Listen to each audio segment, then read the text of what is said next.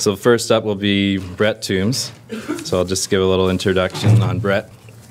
So Dr. Thombs is a William Dawson Scholar and Associate Professor in the Faculty of Medicine at McGill University and a Senior Investigator here at the Department of Psychiatry, Lady Davis Institute.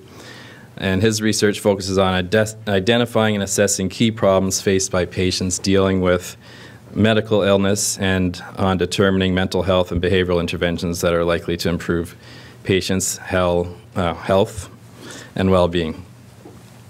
So since Brett arrived in 2006, he's published over 200 articles, 125 of them peer-reviewed, which is astonishing. I've never heard of researchers at that rate of productivity. He's won several grants as either a principal investigator or co-investigator from CIHR, FRSQ, and NIH. And he's won several awards, salary awards from CIHR, FRSQ, as well as career acknowledgement awards from Canadian Psychological Association as a new researcher, also from the health section. And he's published a number of very influential reviews. So he published this review in the British Medical Journal, which was the group research paper of the year. It won. It was a finalist in 2009. And his research has also been widely cited in top media outlets like the Globe and Mail, the Wall Street Journal, Washington Post, New York Times, and so forth. So without further ado, I'd like to introduce Brett Thombs. Oftentimes research goes on back behind closed walls, and we get, everyone pays us to do it. You pay your tax money for it, then you don't necessarily see what happens to it. So it's really important that we come and present to the public, but it's not always easy to do that. And so thanks for making a forum for doing that. So I don't receive any funding related to this presentation. The Canadian Scleroderma Research Group does receive some unrestricted grants from pharmaceutical companies for some of the lab research they do, and I'm a member of the group. So what is patient-centered care? I mean, patient-centered care means a variety of things. But it often involves, it's come about in the last probably 15 or 20 years, this idea that our entire health system is moving from a more acute care model to a chronic care model. We realize that people are living for many, many years with chronic diseases, and that whether, you might have said that a while back medical research tended to focus on whether people lived or not, and now well, that's still important, of course. We need to focus on how people are living, and patient-centered care addresses that. So there's options that patients can become involved in how they live, how they cope with diseases, what decisions they make, what kind of information they have. And that usually involves, in many chronic diseases, there's plans out there that people might be familiar with, such as self-management programs for arthritis and other chronic diseases that have been proliferous in spread, that look at providing ways to have comprehensive care programs, including psychosocial and rehabilitative care, to reduce disability and improve quality of life living with a chronic disease. So what about rare diseases? So in rare diseases, there's typically no access to psychosocial or rehabilitation services, and particularly none that are tailored to somebody's specific needs for their disease. If somebody does happen to be doing something in some clinic, it almost certainly hasn't been tested to determine if it's useful or a good, good investment in resources. A couple of years ago, we actually systematically reviewed the 6,632 rare diseases listed on the NIH website. Now, once you mechanize that, it's not so hard because you don't find anything. So it's true. So we did this, and we were looking for randomized controlled trials of psychosocial and rehabilitative interventions in any rare disease with even 100 participants, 100 patients. Now, just why 100? 100 is actually a small number. The things that we're doing in psychosocial interventions and rehab, we're not turning the disease on its head. We're not finding a molecule that's going to stop bone degeneration or skin fibrosing and so forth. Our effects are pretty small. And in research, we're looking for patterns. And we know that for most of the things we do in psychosocial and rehab, you probably need to have get a really good sense of how much impact you're going to have, usually between 120 and probably 200 patients in a study. So we set the bar at 100. And we found one RCT in SARS, which really isn't a problem for most people anymore. So that was it. So in essence, nobody's actually conducted trials in any rare diseases that addresses specific needs. And that, by the way, was an exercise intervention for people with SARS in Toronto a few years ago. Not surprisingly, if you look at scleroderma, EULER is the European League Against Rheumatism. It's the main rheumatology organization in Europe. And they published the most recent care guides for scleroderma. And as I said here, they agree that it's important to do things like psychosocial, rehabilitation, other alternative resources for supporting quality of life, but they had no evidence to think about in making their guidelines for care. Now, Murray Barron over here, the Jewish, and Marie Hudson, around 2003, 2004, started something called the Canadian Scleroderma Research Group. This is kind of the beginning of our story here. And what they did, among other things, they ended up being funded in 2005 through the CIHR as a team network. But they were looking at basic research in scleroderma, and anything at widespread, anything from basic skin research to, and I'll come back and explain a little bit what scleroderma is. No, I skipped that one, sorry. I'll tell you what scleroderma is then. So scleroderma, by the way, and I'm sorry I don't have a picture. Scleroderma is a disease where it basically means hard skin in Greek. And if you think about what happens, if you think about having, this is a psychologist's explanation of scleroderma, which probably why I took the slide out, because I do this in front of medical groups and it goes badly. But here I can do it. So if you have a cut or an injury, it'll scar. You'll get a scab that comes over it. It's something called fibrosing that goes on. If your body's working as it should, that then kind of does its job, goes away, and you go forward. Scleroderma is an autoimmune disease, and in this disease, basically through collagen processes and so forth, it's like fibrosing going awry. So it's happening everywhere across the body. It can happen in internal organs. So some people get it. You'll see people throughout the face, hands, arms. Some people get it systemically. Other people get it where it affects the lungs, the heart. And it can be fatal very quickly. So people with scleroderma have a very different trajectories. They have, sometimes, like I said, if you get it in the heart and lungs, they'll get diagnosed and be dead in 3 months. Other people live decades, and then they're dealing with other things, looking different when they walk into a room and not having anybody understand why they look different, pain, and so forth. So, and I apologize, I didn't have a slide of the photos here. But in any case, Murray Barron and some others set up this group to research scleroderma across Canada, doing anything from epidemiological research, skin. There's people working on rat models to think how this process works to see if they can find a way to cure it, to our group, which is psychosocial. And so we have sites, there's usually 12 to 15 sites across Canada collecting data every year on people with scleroderma. And that started around 2005 or 2006. And as we're telling our story, it's important to think about patients being involved. And patients can have a huge impact, especially in areas like this, where there's less interest in major research centers, pharmaceutical companies, and so forth. And we're very fortunate that across Canada, we have some very talented and committed people with the disease, or people who have family members with the disease, who've been involved right from the beginning. And they actually funded the CSRG, the Canadian Scleroderma Group, early on. They actually funded our group early on before we had CIHR funding. So both in Quebec here and across Canada. And as I'm telling the story of what we're doing to address this, it's kind of the problem we have of not having any way to address patient needs. This is an important player. Patients have an important role. Like this group's special. Most patient groups can't fund research, and they do fund a little bit of our research, and they've started doing that. But beyond that, they've also been in the room, and they've also worked with us along the way to decide what kind of things we need to be doing, what are the gaps in care, how they should be addressed, and frankly, they make researchers behave better.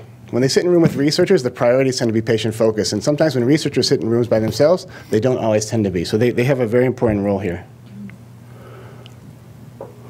So as I got involved in this in early 2007, one of the first things we did, we decided to have a meeting to figure out what kind of needs were out there and what kind of psychosocial needs had to be addressed. In the first place, there was really very little research on this. And to illustrate that, we got a CHR grant to have a meeting and bring in some experts and discuss this. We invited all 3 people in the world who had done anything reasonable on the topic, and all 3 of them came. So we had a meeting with patients, people from our group, and people from around the world, and we put out a preliminary agenda of what kind of things we should be looking at. Now this says psychological, but really we're looking at problems faced by patients that need to be addressed, need to be measured, and that nobody's looking at. And these are the kind of things that are typical that in scleroderma, things like fatigue. Some of them go across diseases. Other ones are very specific to scleroderma. For instance, the body image issue of looking very different. When someone with scleroderma walks in a room, you'll note very, very quickly there's something very different about how they look. And for instance, there's sexual function issues, whether it be vaginal dryness for women, other issues for men, and so forth, that needed to be addressed. The next thing we did in trying to figure out what had to be done, and this was really, again, a marvelous example of patients being involved, is that we worked on a $10,000 budget. We worked with the Scleroderma Society of Canada, and we conducted a survey. And this one, the first agenda, we said, this is what experts thought needed to be done with a few patients that were in the room. This one, we went out with patients and had a broad list and said, what kind of things do need to be addressed? What kind of things are you having problems with that aren't addressed in your health care? And what kind of things aren't you getting in your health care? Can you get physical and occupational therapy? What other gaps are there in your care? And actually, on $10,000, we were able to distribute this and get responses from over 600 people, which gave us, again, helped us kind of funneling towards what we wanted to be looking at and what we should be doing. So at some point after that, we've done all this homework now, and at some point you have to stop doing your homework and do something about it. And I have to say, we weren't quite sure what something to be done was. So we just called another meeting. We just keep calling meetings. Get funded, call a meeting. But in essence, we broadened our base a little bit, and we invited all the major patient societies from Canada, the European Patient Society, the American Patient Society, and also all the major, it's across the world in a rare disease. It's a fairly small community. Most of you, the people who are doing a lot of work, know each other. And so we invited all the people who had major scleroderma research centers who actually seem to be interested in quality of life, who are actually looking at patient experiences with the disease.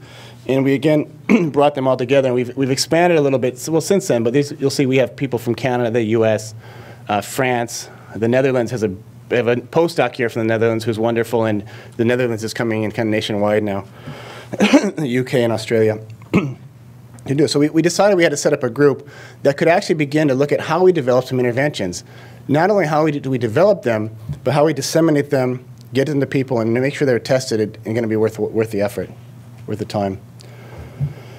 So our goals, we decided early on, were to develop these psychosocial and rehabilitation interventions, but they had to be accessible, cost-effective, and had to be able to be delivered on an ongoing basis to people living with scleroderma.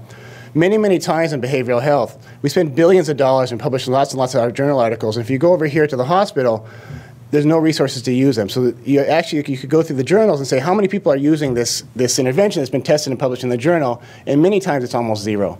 And so given our rare disease context, where we have only a few centers in Canada, people dispersed all the way across the country, and even in the key centers where people come, not enough resources to provide specialized psychological or rehab services by a person knowledgeable with the disease, we had to think really carefully about how we're going to deliver this to people. And again, that's another aspect where the patient groups are going to come in, because as I'll tell you as we go forward, they're going to be a key player in how we actually will deliver these things to people. And we had to develop a sustainable infrastructure to conduct high-quality test these interventions. Because, again, there's no interventions out there. Nothing's been tested. If we do one, it's almost like a party trick. We show we can do one, but it doesn't change things very much. I mean, they really have to be able to have an infrastructure to conduct these kind of tests, provide things to people on an ongoing basis, and they need more than one intervention, and then we all go back home. So that was how we set this out as our goals. And there are four components that are, and we're just developing this now, but there are four components that are going to let us do this. One is that we have an international network of clinical research centers.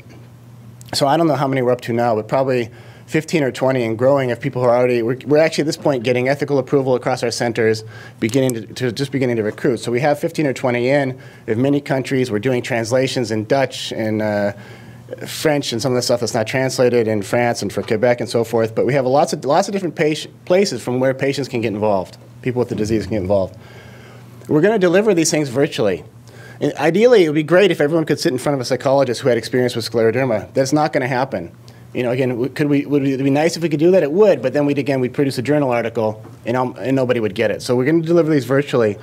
There's some pretty good evidence that, and especially the Dutch have done this a lot with lower grade kind of depression and so forth, not the severe depression you might see in a psychiatric center, people do pretty well with internet interventions. There's some good evidence of that, and that's going to be our approach. The nice thing about this, too, is that once we can get our upfront costs paid to develop these systems, which are pretty expensive, there's very low maintenance and delivery costs. You can translate it very easily into many languages, and so our ability to disseminate this gets very big. And our patient organizations throughout the process is really important. In fact, they're going to be the ones who will disseminate this. We have patients in somewhere up in Manitoba or in Quebec and other places. They're not going to get to a center to get their services every week. And we need to put those online, and these are great organizations to disseminate it. So once we test these things, we have evidence for how well they work, our different interventions we're going to test. The patient organizations can then decide, can they put in the few $1,000s a year which it'll take to keep this up and running and deliver it, and that's what they'll do. And finally, I'll talk a little bit about methods, because we're going to use a different kind of trial method. You know, you have to do what you call randomized controlled trials to test interventions. And we're going to use something called a cohort multiple RCT, and I'll tell you what that means. Before I do that, though, I want to talk about different kinds of trials. So we're talking about pragmatic trials. The things we're going to do, you know, treating basic CBT for depression or body image or basic self-management, there's not a lot of doubt of whether they have benefits. So we don't need to show the mechanism. We don't need to get into the innards and see if this works. What we need to figure out is, can we deliver this? So we're not looking to explain how they work. We're looking to say, can we deliver this in real life? That's called a pragmatic trial. And we're going to do, so we're essentially going to compare these things to, is getting this better than just getting their usual care? That's what we're interested in asking. Are getting these things online better than just getting usual care? Now, why don't we use a regular RCT? Now, in a regular RCT, you set a research question, you know, does this depression treatment work better than that one, or does this one work better than nothing? You go out and recruit people, you randomize to get X or Y, and you test it one at a time. You do it, you close shop, and you go back and do it again if you want to do another one. So why not that? One problem with that is that that's called traditional RCT, or randomized controlled trial, is that people often have very poor recruitment rates. They'll recruit 10, 20, 30% sometimes, very low, which means that the people in the trials often are comparable to the people you want to deliver this to going forward.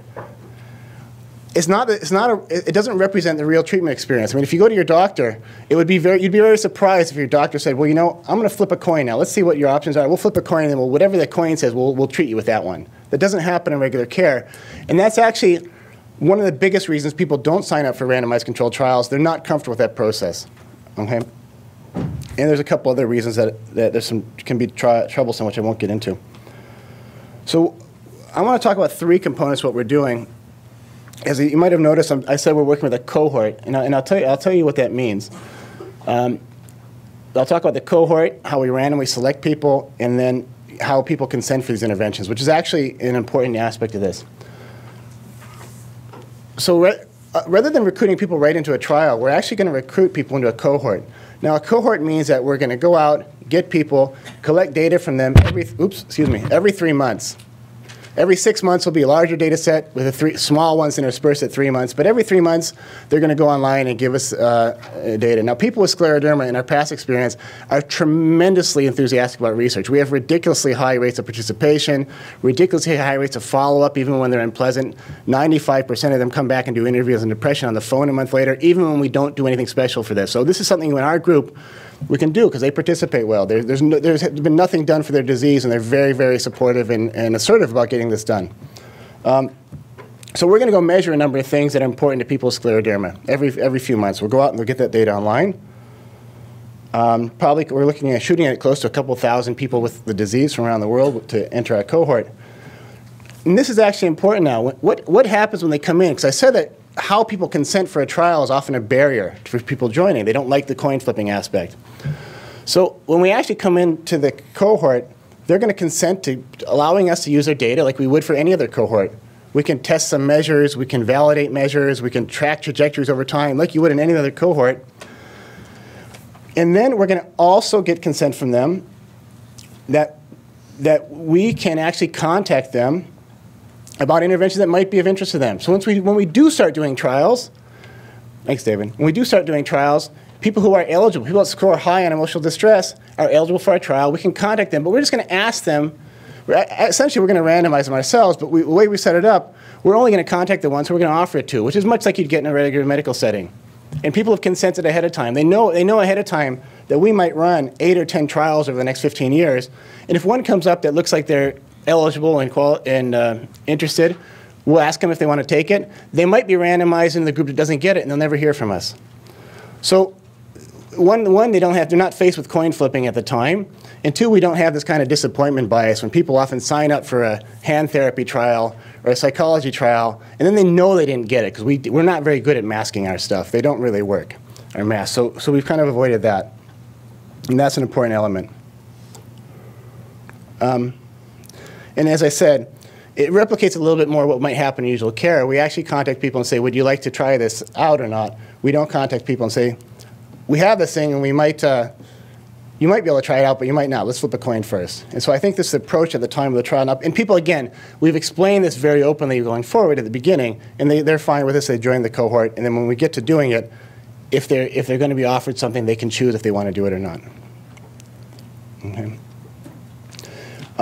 And we're hoping that one thing, why is this going to help us do these things? Like, I know I'm talking a lot about methods, but it's kind of important for in a rare disease context, because again, as I said, nobody's been able to do trials in this context before.